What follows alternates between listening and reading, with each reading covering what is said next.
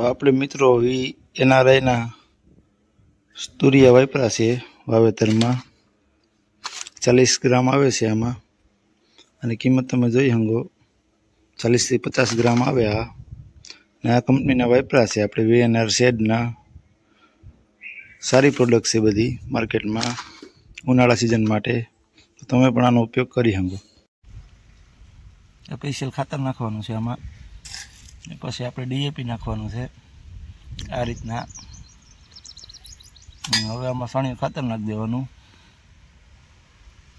એટલે આ કામ કમ્પ્લીટ હવે આમાં ધૂળ વાર દેવાની માથે પછી બી આ રીતના ધૂળ વાર દેવાની માથે પછી આ રીતના વજન આપી દેવાનું પછી આ બી સોંપી દેવાનું અહીંયા પછી આ રીતના ધૂળ વાર દેવાની એટલે કામ કમ્પ્લીટ આ રીતના બધામાં કરતું જવાનું એટલે તુરિયાનું કામ કમ્પ્લીટ થઈ જાય એક એક દાણો નાખી દેવાનું અને આ રીતના વજન દઈ દેવાનું ફોરાઈથી એટલે કામ કમ્પ્લીટ આ તુરિયાનું બી છે આપણે હારામેલું બી છે એનટીજીનું